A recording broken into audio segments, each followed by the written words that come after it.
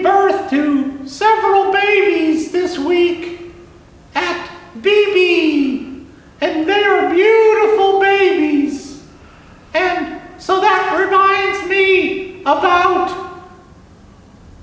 oh little town of Bethlehem, how still we see thee lie.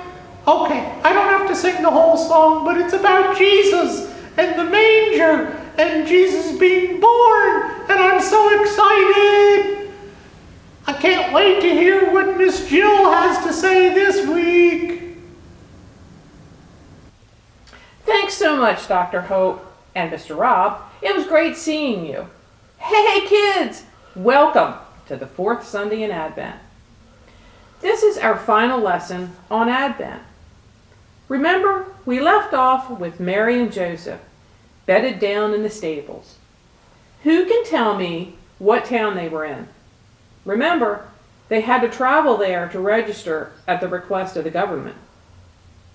Who said Nazareth? No. Think again. It starts with the letter B. Who said Bethlehem? You're right. Great job. Well, that night, something wonderful happened in that stable with all the animals gathered around. Mary had her baby boy. Who remembers what God said his name should be? Yep. Mary delivered Jesus on Christmas Day in a stable. No hospital, no doctor, just Mary, Joseph, and the animals. Seems weird that the Son of God was born in a stable, doesn't it? But if we really think about it, I believe it was the perfect place for Jesus to be born. After all, he was born for us, and not all of us are kings or queens. Jesus was born to two ordinary parents, just like ours. Mary wrapped him in clean cloths and laid him on clean straw. Mary and Joseph were so very happy. Some shepherds who lived near Bethlehem were out that night, watching over their flock of sheep. They were worried a bigger animal might try and hurt the sheep. So they were sitting up on a hill, talking to each other, watching the sheep, when all of a sudden, there was a bright light in the sky. Now this wasn't just any bright light. The light was so bright they had to close their eyes for a minute because it hurt them. When they opened their eyes to see what was happening, a beautiful angel was standing in the air just above them with his arms opened wide. Hello? What do you think the shepherds thought? I mean, what would you think if all of a sudden there's an angel just hanging out in the air? I think after my surprise and fear went away, it would be pretty cool. Well, the shepherds were stunned and so afraid they couldn't run away. Then the angel spoke to them. Do not be afraid. I'm here bringing you good news for all people. Today in Bethlehem, a baby has been born. He is the one that will save the world. You will know the baby because he will be wrapped in cloths and laying in a manger.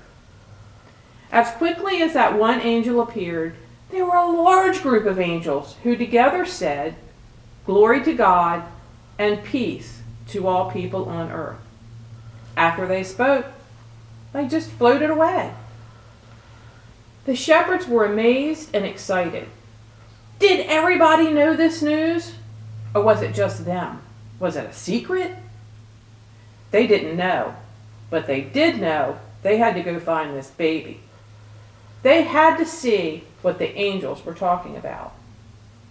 They took off running and soon found Mary, Joseph, and baby Jesus. The shepherds fell to their knees when they saw Jesus and were filled with joy that they had found the Lord. Now the shepherds only stayed a few minutes. They knew Mary needed her rest.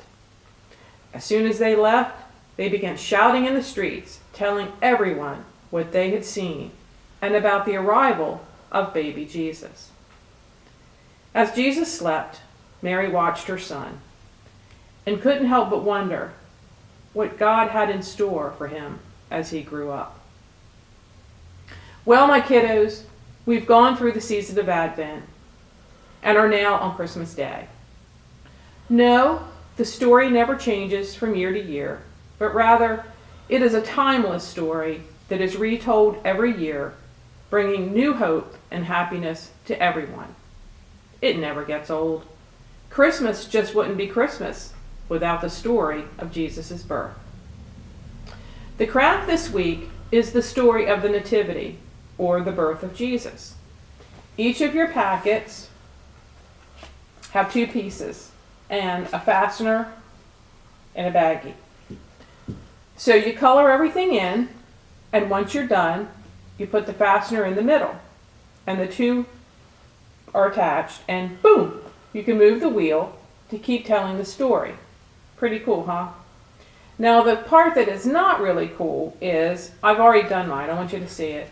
I tried to do it in bright color so it would show up for you. So you can move the wheel to the openings. Keep in mind though, it's like poster board, and you know how poster board has like the dull side and then the slippery side? Well, this is the slippery side. So I used gel pens on mine, and still it kind of got a little blurry. So maybe use colored pencils and crayons when you do yours. You know, shoot me an email though and let me know how you make out with it. And of course, I want to see the end product. It is pretty cool though, because it does tell you the whole story in just one little wheel. So I'm sure some of you remember our field trip to the movies to see the movie The Star. I watch it every year. It's become one of my all-time Christmas movies. If you haven't seen it yet, ask Mom or Dad to find it on TV or a movie channel. It is so good. Usually at this time of year, we take a Sunday off from Sunday school, but with videos, we can continue with our lessons. So no break from Sunday school this year. After all, the story continues after Jesus' birth. As always, wear your mask, wash your hands, keep them away from your face, and say your prayers. I pray for each and every one of you to have a safe, healthy, and Merry Christmas. See you next time when we continue with our story. Oh, and don't forget, on Christmas Day, wish Jesus a happy birthday. Merry Christmas, you guys. I love you.